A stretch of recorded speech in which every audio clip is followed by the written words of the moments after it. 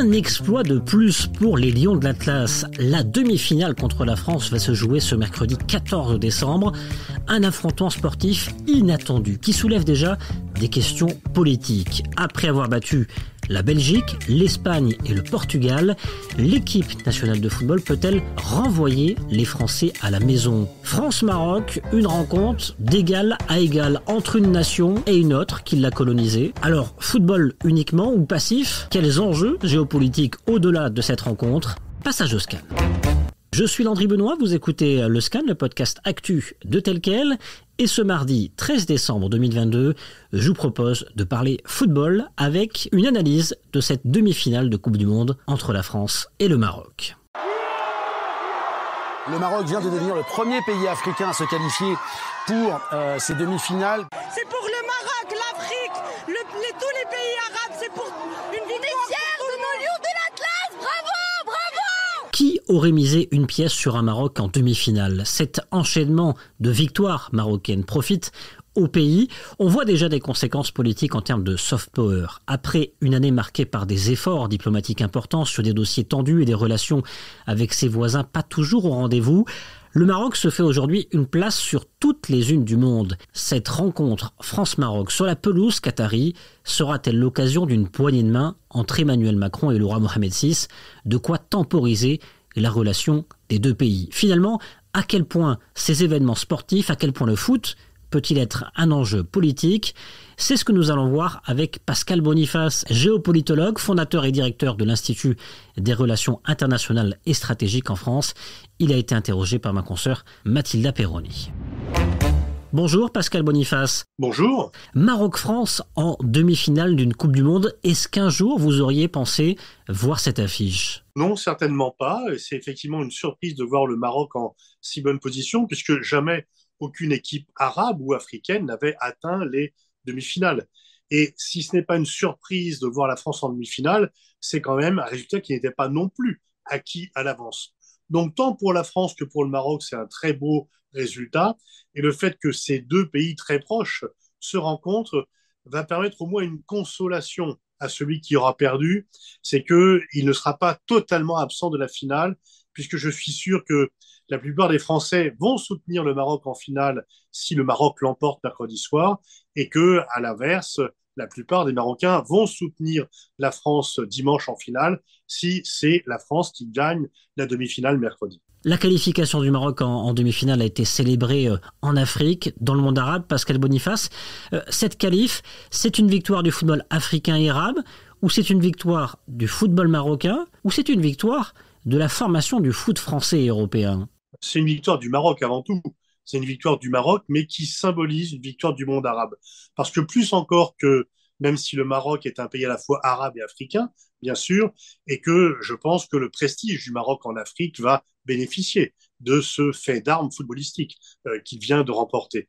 Mais on voit bien qu'il y a une identification des pays arabes qui sont malmenés sur le plan sportif, sur le plan géopolitique, sur le plan politique, sur le plan social. Et donc, en fait, très franchement, les pays arabes parlent souvent d'unité, ils sont profondément désunis. Mais là, ils sont tous unis derrière le Maroc, ce qui est vraiment un rare moment d'unité du monde arabe. Même les Algériens soutiennent l'équipe du Maroc, alors que l'on sait que les relations entre les deux pays ne sont pas excellentes, et c'est un euphémisme. Et donc, alors que le Maroc est très souvent divisé et que les pays ont des relations compliquées entre eux, eh bien là, il y a des centaines de millions d'Arabes qui se sentent incarnés par l'équipe du Maroc. Une Coupe du Monde a des impacts immenses, Pascal Boniface, en termes économiques, mais aussi géopolitiques. Les relations entre Paris et Rabat sont toujours en crise depuis l'affaire Pegasus et la diminution drastique des visas français au profit des Marocains. Cette demi-finale, Maroc-France, elle peut avoir un impact sur la relation entre les deux pays ? Oui, à condition que l'on se saisisse de cette occasion. Le football, c'est pas une baguette magique, c'est un moyen, c'est un instrument. Et on peut se servir. Emmanuel Macron a dit qu'il irait à Doha. J'espère que Sa Majesté Mohamed VI ira également à Doha et que ça donnera l'occasion à ces deux chefs d'État qui ne se sont vus qu'une fois de se rencontrer et de mettre en avant leur amitié et de donner un nouvel élan aux relations entre la France et le Maroc qui, comme vous l'avez dit de façon pertinente, sont plutôt dans une phase creuse. Il y a une sorte de désenchantement. Espérons que ce match de football et que cette participation des deux pays à une demi-finale de la Coupe du Monde soit l'occasion de relancer l'amitié et la coopération entre la France et le Maroc. Au niveau du Maroc, ce parcours des Lions de l'Atlas a-t-il déjà entraîné avec lui son lot d'impacts économiques et géopolitiques? Alors, les impacts économiques, non, mais les impacts géopolitiques et les impacts sociétaux, oui. On sait qu'une victoire en Coupe du Monde ou le fait de participer à une finale ou à une demi-finale, bref, un beau parcours en Coupe du Monde ne change pas l'économie d'un pays. Mais il change l'image que le pays a dans le monde. Il change le statut du pays. Et donc, c'est beaucoup plus de prestige pour les pays qui parviennent en demi-finale. Et surtout pour le Maroc, qui a l'exploit d'être le premier pays arabe, le premier pays africain à aller à ce stade de la compétition. Et puis en interne, c'est beaucoup d'unité, beaucoup de joie, beaucoup de bien-être de la société et d'estime de soi, de fierté d'être marocain. En fait, quand votre équipe de foot gagne, vous avez plus de sourire, vous avez plus envie de parler à votre voisin, vous avez plus envie de communier et la nation se rassemble derrière ces porte-drapeaux que sont l'équipe nationale de football. L'histoire entre la France et le Maroc est forte. Pascal Boniface, la communauté marocaine est la deuxième communauté étrangère en France. Des responsables politiques de droite et d'extrême droite dans l'Hexagone pointent déjà de possibles débordements après cette demi-finale. Ce match peut-il aussi avoir comme conséquence d'exacerber les tensions entre jeunes Français d'origine nord-africaine et jeunes extrémistes de droite? On sait qu'il y a des courants de pensée en France qui sont anti-arabes, qui sont anti-maghrébins, et effectivement, et qui doutent que un Français d'origine marocaine soit vraiment français. Mais quand il y a un match France-Portugal, il y a beaucoup de Français d'origine portugaise qui sont partagés aussi à soutenir plutôt le Portugal que la France, et ensuite ils vont soutenir la France. On voit bien que cette exigence de ne pas soutenir son pays d'origine ne s'adresse que lorsqu'il s'agit de Maghrébins, pas lorsqu'il s'agit de Français d'origine espagnole ou d'origine portugaise. Pascal Boniface, est-ce que la popularité actuelle du Maroc, grâce au foot, va l'aider à mieux se positionner sur des dossiers politiques tels que le Sahara et donc obtenir des faveurs ou des coups d'éclat internationaux? Alors, si votre pays est plus prestigieux, s'il est plus populaire, eh bien, effectivement, vous faites plus facilement avancer votre cause.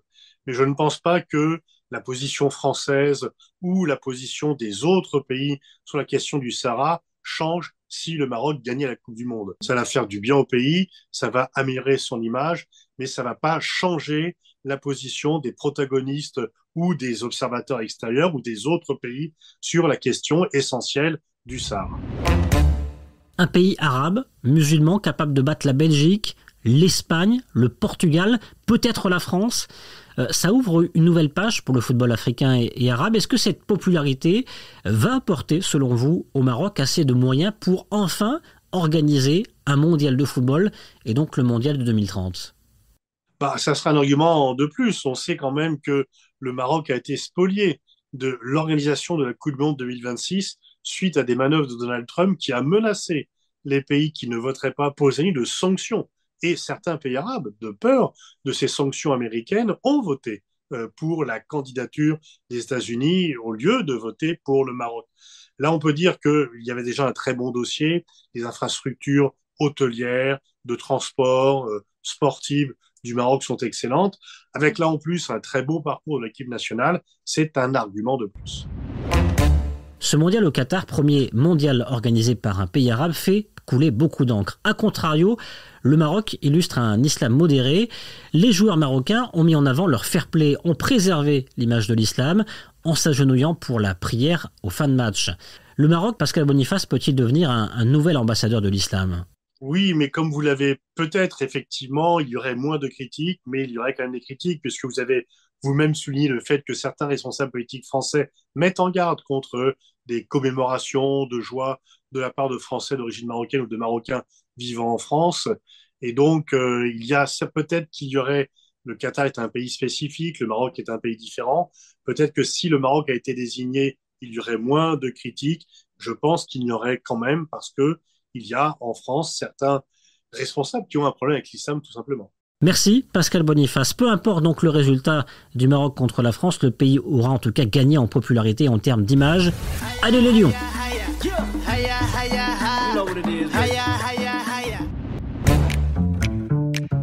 Le scan, le podcast d'actualité, c'est fini pour aujourd'hui. Réalisation Adam Al-Arshawi.